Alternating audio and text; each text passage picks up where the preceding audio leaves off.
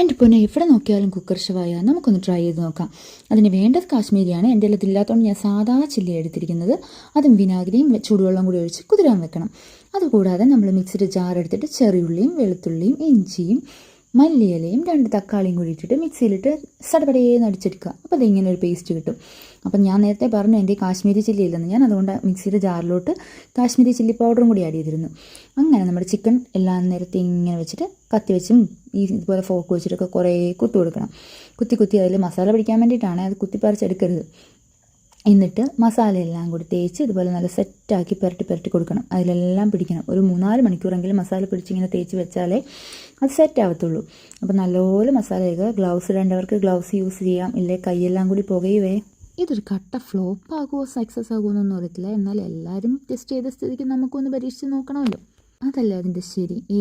അത് തന്നെ നല്ല ചൂട് കുബൂസിൻ്റെ കൂടെ നല്ല മുരിഞ്ഞ പൊറോട്ടയോടെയും നല്ല ചൂട് റൊമാലിയുടെയൊക്കെ കൂടെ ഷവായി ഇങ്ങനെ കഴിക്കാൻ അടിപൊളിയല്ലേ. ഇങ്ങനെ മാരിനേറ്റ് ചെയ്ത് ഒരു 4 മണിക്കൂറെങ്കിലും വെച്ചതിന് ശേഷം കുക്കറിലിട്ടിട്ട് ഹൈ ഫ്ലെയിമിൽ ഒറ്റ വിസിലും ലോ ഫ്ലെയിമിൽ 2 വിസിലും അടിപ്പിച്ചാണ് നമ്മൾ എടുത്തിരിക്കുന്നത്. അത് കഴിഞ്ഞൊരു പാൻ വെച്ച് നമ്മളതിൽ കുറച്ച് ഓയിൽ ഒഴിച്ചിട്ട് ഈ പറഞ്ഞ പോലെ ചിക്കൻ പീസ് ഓരോന്നായിട്ട് എടുത്ത് വെച്ചു. അതൊരു ഷാലോ ഫ്രൈ പോലെ അങ്ങോട്ടും ഇങ്ങോട്ടും മറിച്ചിട്ട് ജസ്റ്റ് ഒന്ന് ഫ്രൈ ചെയ്യണ പോലെ ആക്കിയാൽ മതി. അല്ലാതെ ഒരുപാട് ഡ്രൈ ആക്കി എടുക്കണ്ട. ലോ ഫ്ലെയിമിൽ ഇട്ടിട്ട് തന്നെ പച്ച മസാലയൊക്കെ ഒന്ന് മാറുന്ന രീതിയിലൊന്ന് ഫ്രൈ ചെയ്തെടുക്കുക. അങ്ങോട്ടും ഇങ്ങോട്ടും മറിച്ചിട്ടിട്ട് പതിയെ ഒറ്റ ഇതിലിട്ടിട്ട് കഴിഞ്ഞാൽ കരിഞ്ഞു പോവും. ഈ ഒരു പരിവാക്കി എടുക്കണം. അതിൻ്റെ മസാലയൊക്കെ ഇങ്ങനെ പുറത്തൂടൊക്കെ വെച്ച് കൊടുക്കണം കേട്ടോ. വലിയ പാനുള്ളവർക്ക് എല്ലാം കൂടി ഒരുമിച്ച് ഓരോന്നായിട്ട് ഒരു പാനിൽ തന്നെ ഇടാം കേട്ടോ. എനിക്ക് കുഞ്ഞു പാനുള്ളതുകൊണ്ടാണ് ഞാൻ ഓരോന്നായിട്ട് ചെയ്തത്. അത് കഴിഞ്ഞ് ബാക്കിയുള്ള നമ്മുടെ കുക്കറിലുള്ള ബാലൻസ് മസാലയില്ലേ, അത് ആ ചിക്കൻ വറുത്തെടുത്തതിനകത്തോട്ട് തന്നെ ഒഴിച്ചു കൊടുത്തിട്ട് ഇങ്ങനെ തിക്കാവുന്നിടം വരെ ഒന്ന് പറ്റിച്ച് ഇങ്ങനെ വറ്റിച്ചെടുക്കുകയല്ലേ, അതുപോലെ ആക്കിയെടുക്കാം. ഈ ഒരു കൺസിസ്റ്റൻസി ഒക്കെ ആകുമ്പോഴത്തേക്ക് നമ്മൾ അത് ഗ്യാസ് ഓഫ് ചെയ്തിട്ട് ഈ ചിക്കൻ്റെ മണ്ടയിലോട്ട് ഇങ്ങനെ ഒഴിച്ചു കൊടുക്കണം. കാരണം ഇത് മസാല ഷവായി ആണല്ലോ.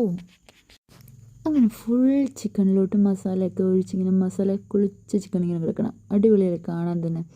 അപ്പോൾ പതിയെ കുബൂസൊക്കെ എടുത്തിട്ടുണ്ട്. മയോയൊക്കെ എടുത്തിട്ട് വരണം കേട്ടോ. ഞാൻ പെട്ടെന്നുള്ളൊരു ആവേശത്തിൽ ഇങ്ങനെ വീഡിയോ എടുത്തതാണ്.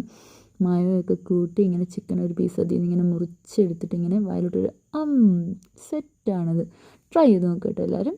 Bye guys.